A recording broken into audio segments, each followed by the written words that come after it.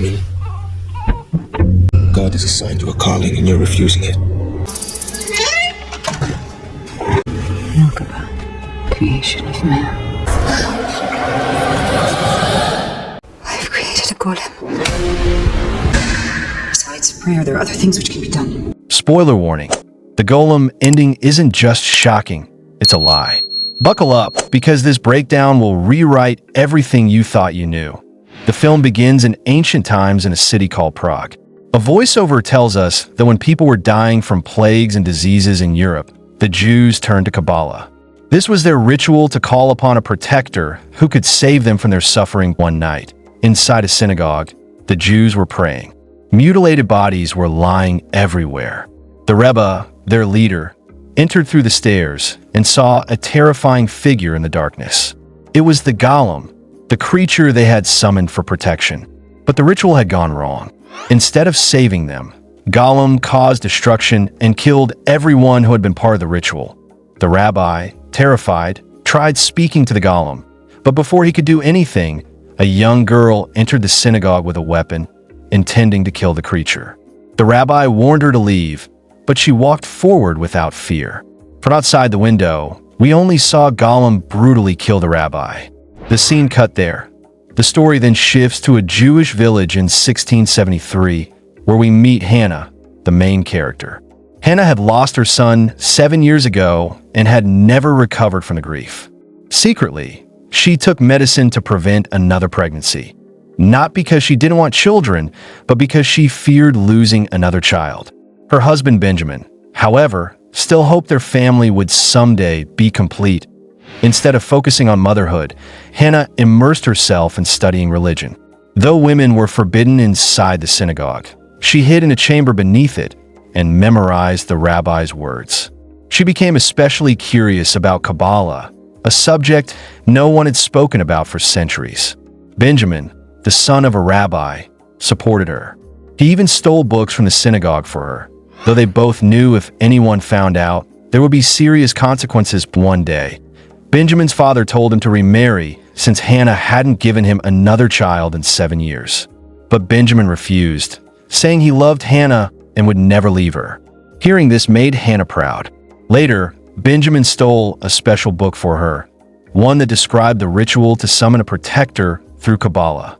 He warned her it was dangerous and could even cost lives, but Hannah was determined. Meanwhile, Hannah spent time with her sister, who was soon to be married. At the lake, they noticed a man from a nearby Christian village watching them strangely. They fled home in fear. This man was from a village ravaged by plague, unlike Hannah's, which remained untouched. Soon, during Hannah's sister's wedding, villagers from the Christian town arrived, carrying their leader's sick daughter.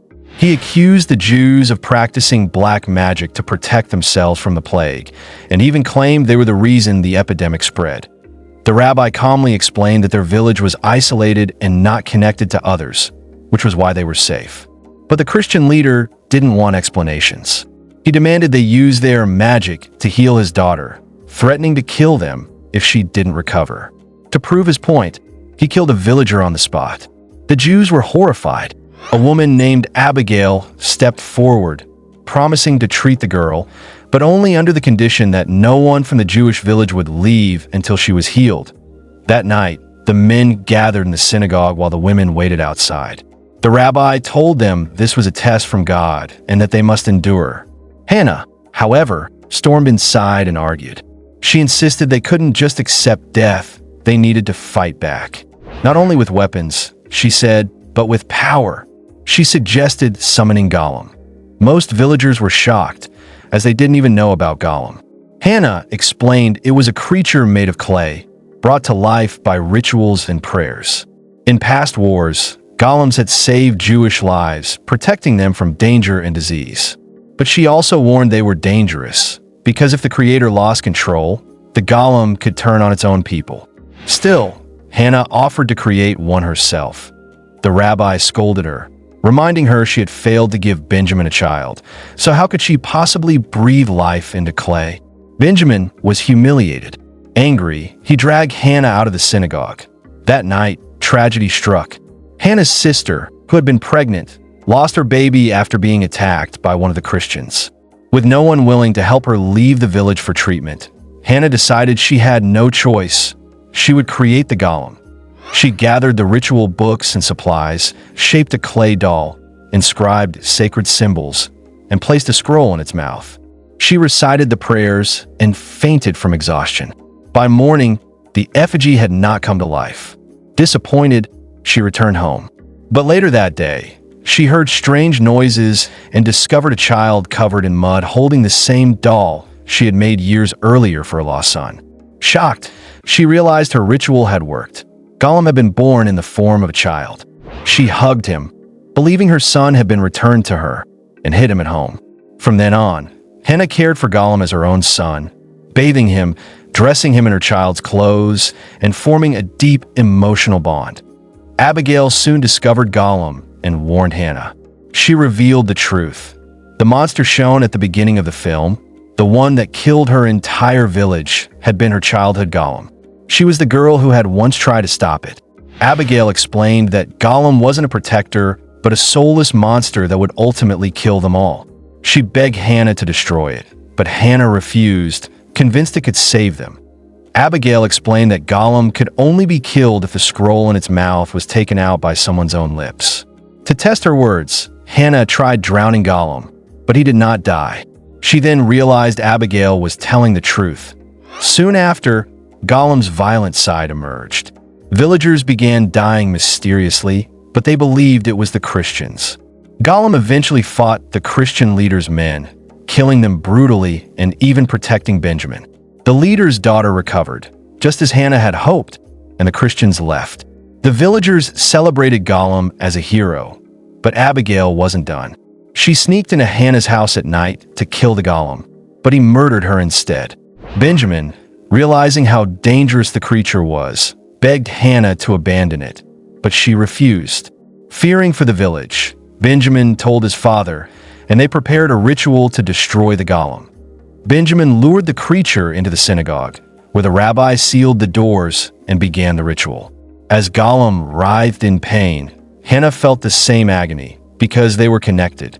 She tried to stop the ritual, but the doors were locked. Meanwhile, the Christian leader's daughter suddenly died back in her village.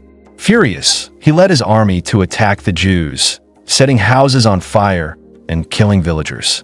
Amidst the chaos, Golem emerged, slaughtering the Christians and ripping the leader's heart from his chest. But Hannah realized the destruction was all her fault. Golem, though loving her like a mother, was still a monster. Benjamin pleaded with her, reminding her it wasn't their son. Tearfully, Hannah removed the scroll from Golem's mouth. He crumbled to dust in her arms, leaving her broken once again. That post-credit scene. A young girl whose family had been killed by Golem is shown holding the scroll Hannah had once used to bring him to life, hinting that the cycle may begin again. The real twist in the Golem isn't the creature or even the destruction it causes. It's the truth Hannah refuses to face. She convinces herself the Golem is her dead son reborn, but that's the lie the film is built on. The creature was never her child. It was only a soulless vessel tied to her grief, her anger, and her fear. By the end, Hannah finally realizes this when she removes the scroll from its mouth and watches it crumble to dust in her arms. The ending isn't about victory over a monster. It's about exposing the lie she told herself all along, that anything could replace her son. Think you could survive the Golem world? Tag a friend who'd fail miserably. Don't forget to subscribe, unless you're scared of the truth. Our next video reveals the lie the director tried to bury.